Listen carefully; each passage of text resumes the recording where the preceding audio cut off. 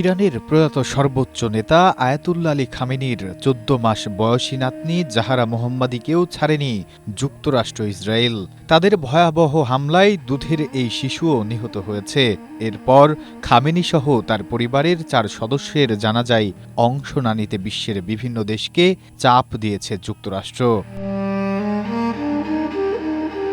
Tasnim news জানিয়েছে, গেল ২৬ June মার্কিন পররাষ্ট্রমন্ত্রী মার্কো রুবিও বিশ্বের বিভিন্ন দেশে থাকা যুক্তরাষ্ট্রের দূতাবাস ও কূটনৈতিক মিশনে পাঠানো একটি গোপন নির্দেশনায় বলেন, সংশ্লিষ্ট দেশগুলোর সরকারকে বোঝাতে হবে ইরানি নেতার শেষ বিদায়ে অংশগ্রহণকে যুক্তরাষ্ট্র অবন্ধুসুলভ পদক্ষেপ হিসেবে বিবেচনা করবে এবং দ্বিপক্ষীয় সম্পর্কে এর নেতিবাচক প্রভাব পড়তে পারে।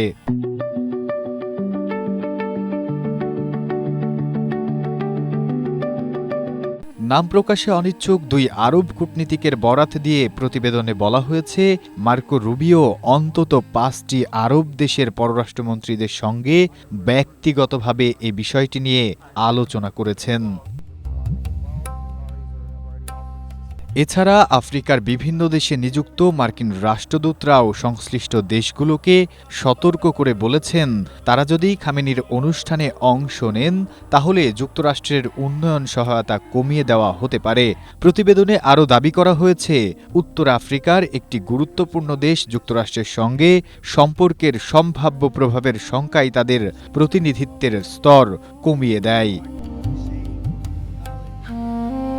ওয়াশিংটনের চাপে অন্তত ১৩টি দেশ খামেনির জানাজায় অংশ না নেওয়ার সিদ্ধান্ত নিয়েছে। এর মধ্যে রয়েছে পূর্ব ইউরোপের ৩টি, আফ্রিকার ৫টি, পারস্য উপসাগরীয় অঞ্চলের ২টি এবং পূর্ব এশিয়ার ২টি দেশও রয়েছে। তবে যুক্তরাষ্ট্রের চাপের কারণে অংশ নিতে না পারা কয়েকটি দেশ মধ্যস্থতাকারীদের মাধ্যমে ইরানের কাছে দুঃখ প্রকাশ ও সিদ্ধান্তের ব্যাখ্যা দেওয়ার চেষ্টা করেছে।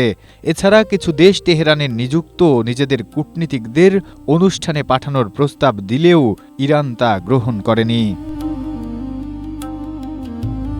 তবে এত বাধা সত্ত্বেও যুক্তরাষ্ট্র ব্যর্থ হয়েছে। খামেনির জানাজায় লাখ লাখ মানুষের উপস্থিতি দেখে বিস্মিত হয়েছেন ট্রাম্প। তিনি বলেন, তিনি ভেবেছিলেন মানুষ খামেনিকে ঘৃণা করে, কিন্তু এত মানুষকে কাঁদতে দেখে তিনি অবাক হয়েছেন। Nasimuddin, Asia post.